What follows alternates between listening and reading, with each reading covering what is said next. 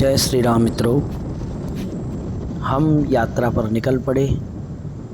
यहाँ सबसे पहला स्टॉपेज पड़ता है सराहां।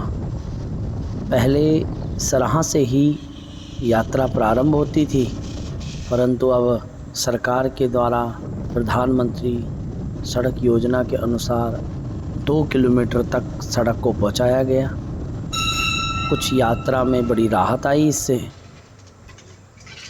ये है वह पड़ाव जहाँ से यात्रा प्रारंभ होती है। यात्री यहीं से यात्रा प्रारंभ करते हैं। अपने साथ कुछ खाने पीने की कुछ वस्तुएं रख लेते हैं, जिससे यात्रा में कोई परेशानी ना आए। यहीं से यात्रा का प्रथम पड़ाव प्रारंभ होता है। आइए यात्रा की तरफ हम अग्रसर होंगे। बहुत बढ़िया, बहुत आनंदमय यात्रा है।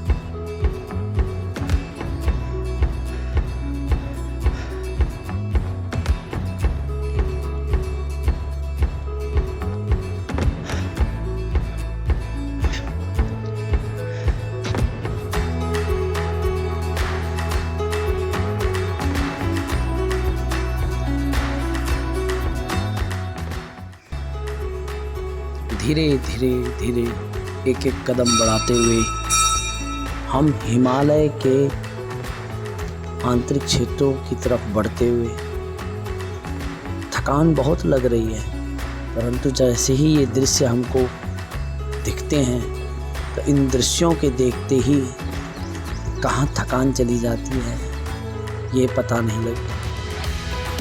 चारों तरफ हरी भरी हरियाली, चारों तरफ देवदार के सुंदरमय वृक्ष, और हमारे मित्र ऋषिकेश जी बड़े आनंद में हैं, झूम रहे हैं और जय श्री राम के नारे दूर दूर से लग रहे हैं।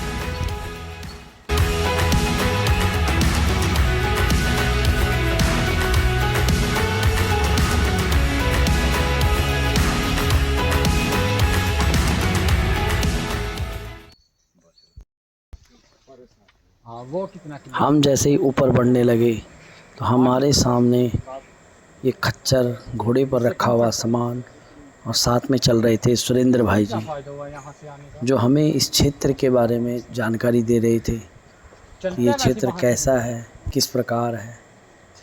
इन्हीं के सहारे से हम चढ़ते हुए सामने सबसे पहला दर्शन इस ढाबे का होता है। यात्री कुछ समय यहाँ पर विश्राम करते हैं और फिर अगला सफ़र प्रारंभ करते हैं।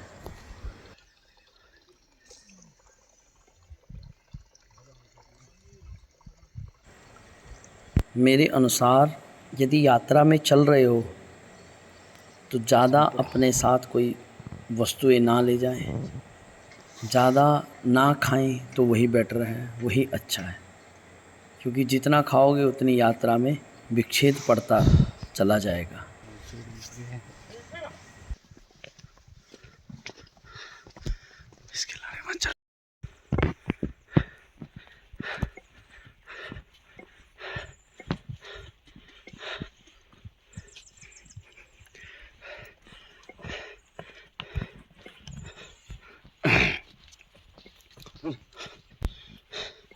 सुरेंद्र भाई जी,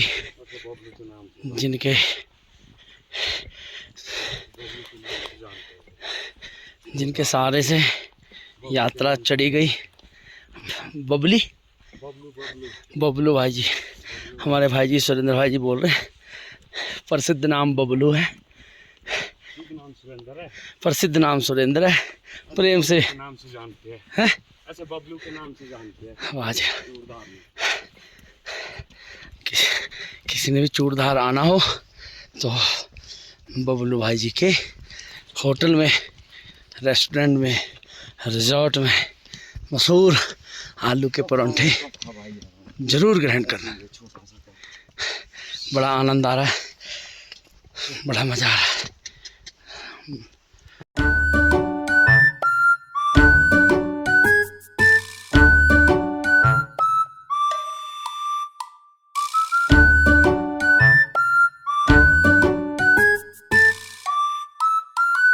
अब हम पहुंच गए खड़ा चलानी। यहाँ पर भी कुछ समय यात्री रुक करके भोजन, मध्याह्न भोजन, सायंकाल का भोजन ग्रहण करते हैं। एवं हमारे मित्र ऋतिकेश जी भी कुछ समय आराम फरमा रहे हैं।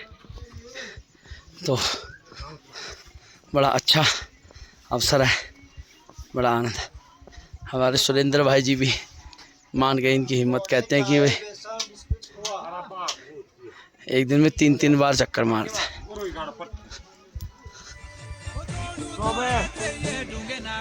सुंदर बढ़िया देवभूमि में रहने वाले बढ़िया बढ़िया अच्छे अच्छे सॉन्ग चल रहे हैं, मस्त मज़ा आ रहा है। हमारे यहाँ पर ऋतिकेश राणा जी, प्रार्थना करूँगा एक छोटी सी वीडियो मेरी भी बना ले महाराज।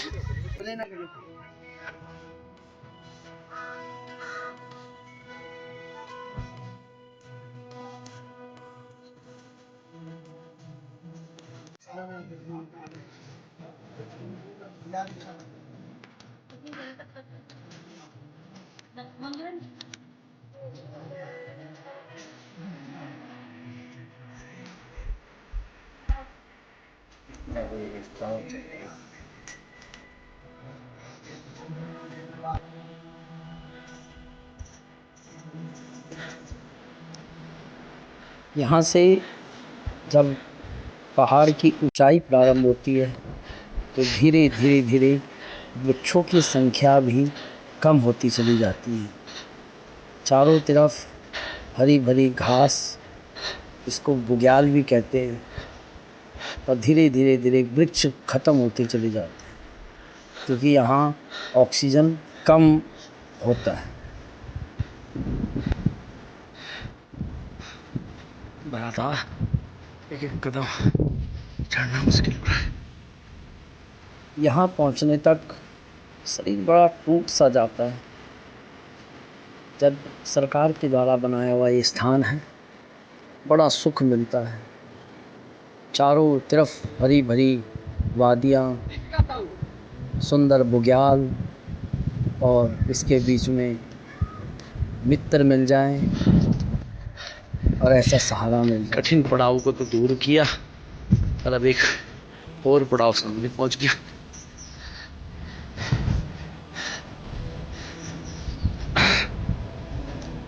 बाबा ये देवभूमि है, हल्के बंदे नहीं चलते हैं।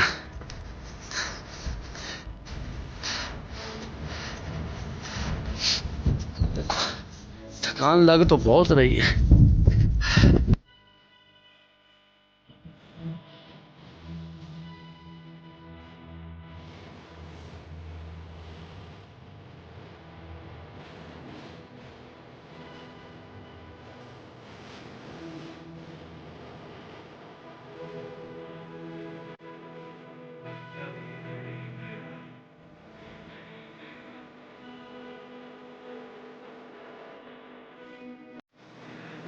यहाँ से पहला दर्शन महादेव का होने लग जाता है। लाल लाल जो आपको भवन दिख रहे हैं, ये हार मंदिर जो प्रांगण है, यहाँ तक पहुँचने जो हमारी हिम्मत लगी है, फिर द्वारा हमारे अंदर है शक्ति पैदा हो जाती है।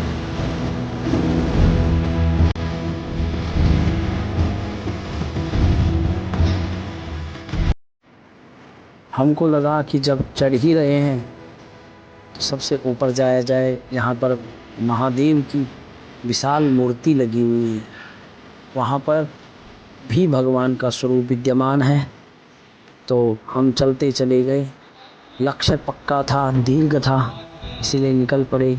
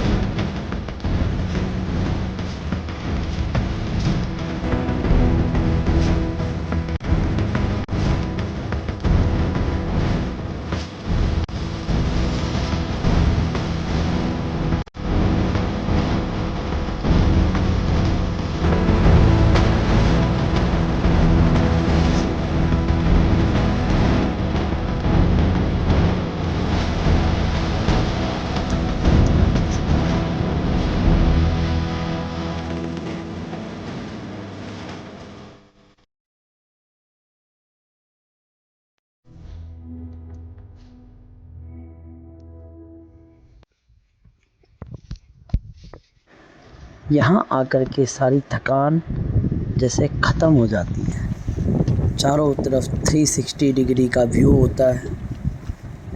इस समय हम साधारण स्थान पर नहीं खड़े, बादलों के बीच में हम यहाँ पर खड़े। बड़ा दिव्यमय स्थान है, बड़ा आनंदमय। परंतु कहते हैं कि यहाँ तक जो पहुँच गया उसकी बहुत बड़ी हिम्मत होती है, क्योंकि यहाँ तो ऑक्सीजन बहुत कम है, इसलिए बहुत कम ही लोग यहाँ तक पहुँचते हैं। अब जो मुख्य मंदिर नीचे है, अब हम सीधा मुख्य मंदिर में पहुँचेंगे। आइए सीधा वहीं चलते हैं।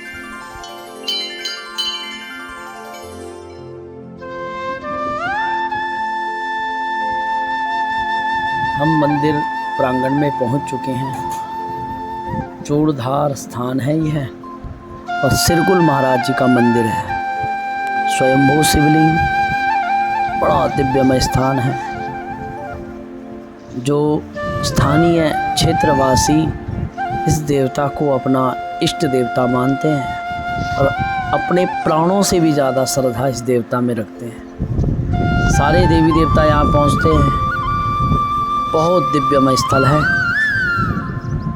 ग्रामवासियों ने, क्षेत्रवासियों ने बड़ी सुविधा यहाँ पर दी हुई है कि यात्रियों को कोई परिश्रम ना हो, यात्रियों को कोई कष्ट ना हो।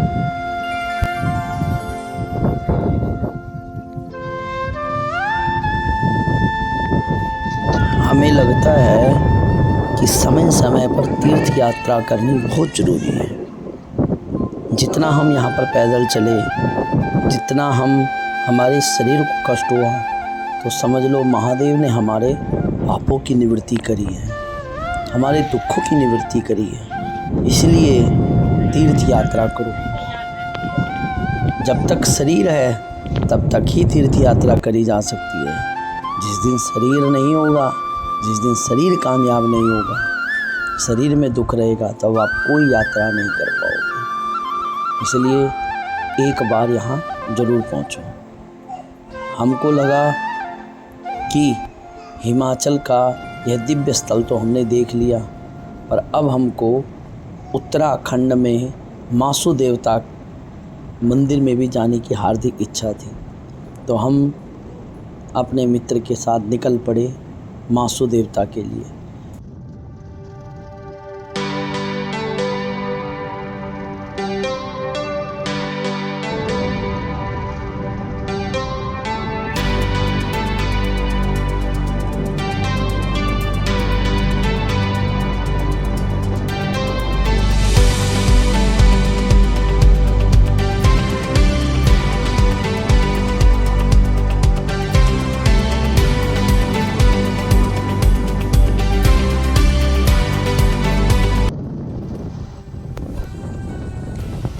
मासू देवता उत्तराखंड जौनसार भाबर का सबसे प्रसिद्ध देवता माना जाता है। कहा भी जाता है कि ये इतना प्रसिद्ध देवता है कि राष्ट्रपति भवन से यहाँ हर साल नमक आता है। जो लोकल लोग हैं उनका कहना। बड़ा दिव्य स्थल है, बड़ा आनंदमय स्थल है, और यहाँ पर 4 रूप में ये देवता विद्यमान है। सबसे पहले रूप में वासिक, दूसरा बोथा, तीसरा पावासी, चौथा चालदा। ये 4 रूप है। टाउन्स नदी के किनारे पर बसा हुआ यह सुंदर दिव्य स्थल, यहाँ पर भी ज़रूर पहुँचो और यहाँ के प्राकृतिक आनंद को महसूस करो और देवताओं के स्वरूप को भी।